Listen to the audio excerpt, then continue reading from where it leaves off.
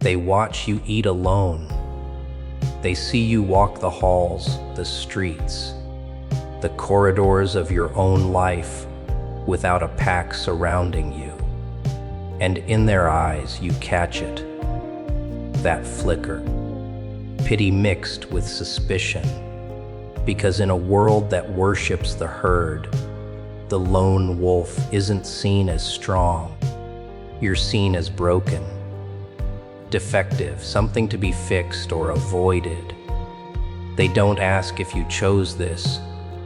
They assume you failed to be likable, failed to be normal, failed to perform the intricate dance of social belonging that everyone else seems to know by heart. But here's the truth they'll never tell you, the one that keeps them up at night when they're lying next to people they call friends, but don't actually trust. You scare them, not because you're alone, because you survive it.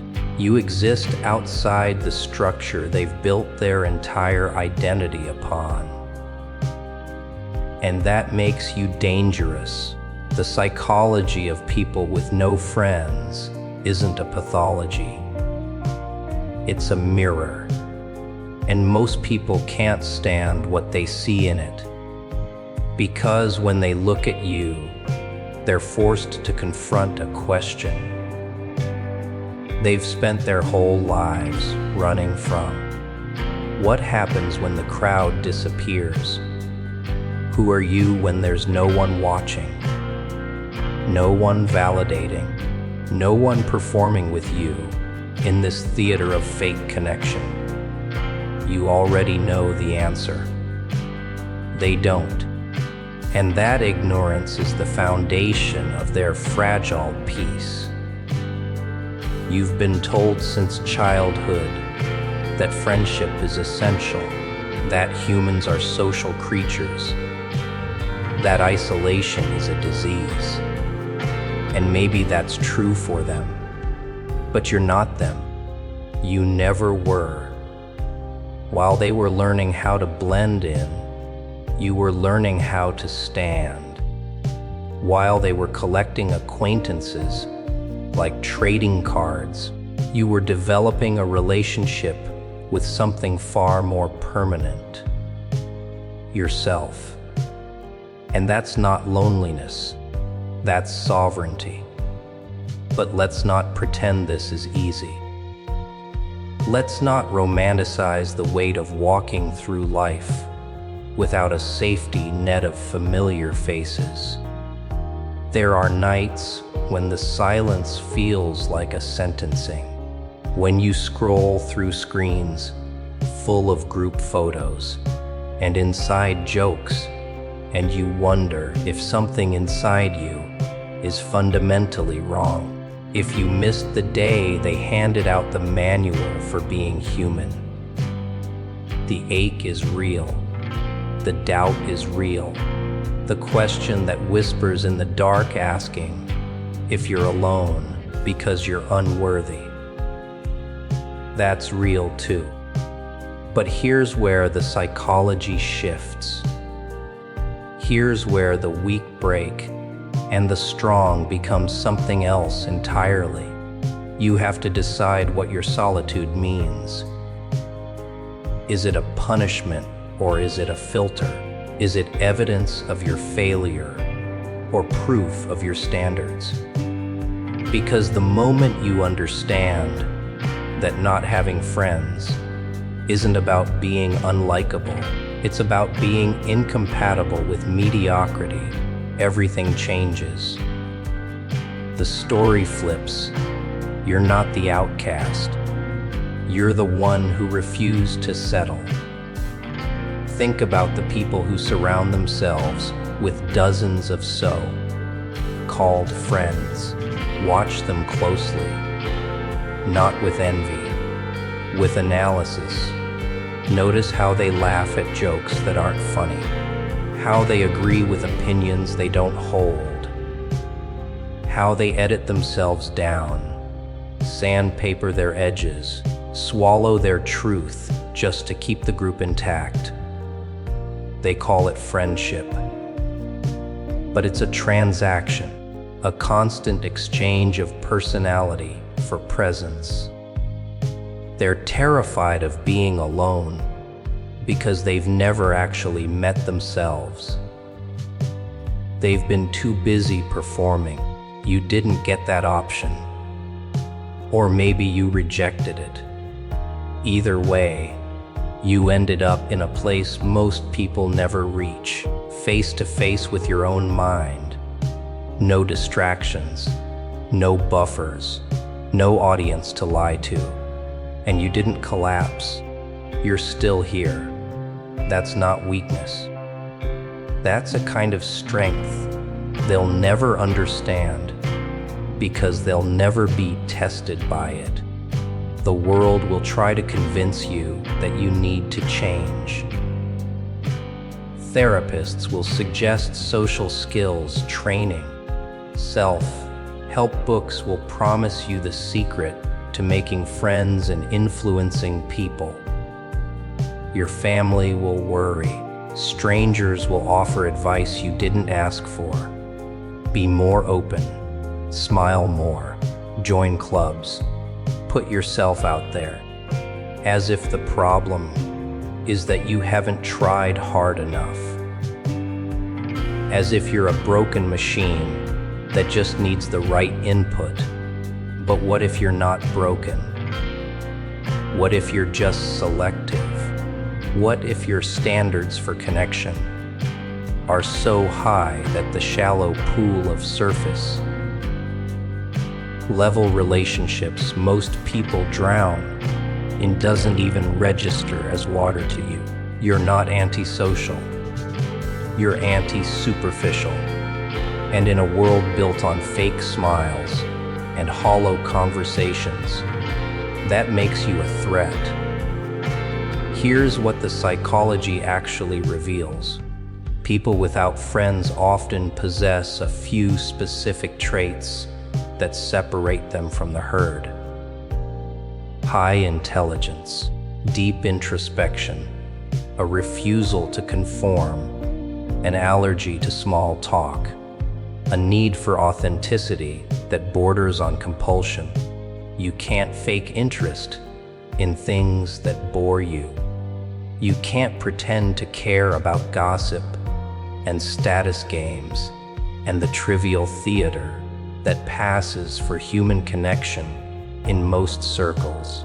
And because you can't fake it, you don't fit. But here's the thing they don't teach you. Fitting in is overrated. Fitting in means shrinking. It means cutting off the parts of yourself that are too sharp, too real, too intense for the comfort of others. It means living in a smaller version of who you are just so other people feel safe around you. And maybe you tried that once. Maybe you spent years trying to be softer, lighter, easier to digest. But it didn't work. Or worse, it did work and you hated who you became. So you stopped, and the friends disappeared. And you thought that was failure, but it was liberation. Loneliness and solitude are not the same thing. Loneliness is wanting connection and not having it. Solitude is choosing depth over distraction. Most people are lonely in rooms full of friends. They're surrounded but unseen, known but not understood. You might be alone, but you're not lying to yourself. You're not pretending that surface-level interaction is the same as soul-level connection. You're not filling the void with noise just to avoid the silence. And that takes courage, real courage, the kind that doesn't get celebrated because it doesn't come with a crowd cheering you on. It's the courage to sit with yourself and not flinch, to look at your own thoughts without needing someone else to validate them, to exist fully without an audience. That's rare, so rare that most people can't even comprehend it. But let's go deeper. Let's talk about what happens in the brain of someone who lives without the constant reinforcement of friendship. Studies show that prolonged isolation can have negative effects. Increased cortisol, higher risk of depression, cognitive decline. The headlines love to tell you that loneliness kills, and maybe it does, if you're weak, if you let it. But those same studies rarely mention the other side, the adaptations, the strengths. People who spend significant time alone develop heightened self-awareness. They become better problem solvers, more creative, more resilient, because they don't have the luxury of outsourcing their emotional regulation to a group. They have to build it themselves. And once you've built that kind of internal structure, you become nearly unbreakable. You don't need external validation because you've learned to generate it internally. You don't need someone to tell you you're okay because you've done the work to know it. That's power. Quiet. Unseen, but absolute. The people who pity you don't have that power. They need the group. They need the likes and the comments and the constant feedback loop that tells them they exist. Take it away and they crumble. You've already crumbled. You've already faced the worst thing they can imagine, being completely alone with who you are. And you survived. More than survived. You evolved. You stopped performing. Stopped pretending. Stopped trying to fit into boxes designed for people who are afraid of their own shape. And now you walk through the world differently. You see things they miss. You think thoughts they avoid. You feel things they numb. And yes, it's isolating, but it's also clarity. You're not distracted by the noise of managing relationships that don't feed you. You're not exhausted from being someone you're not.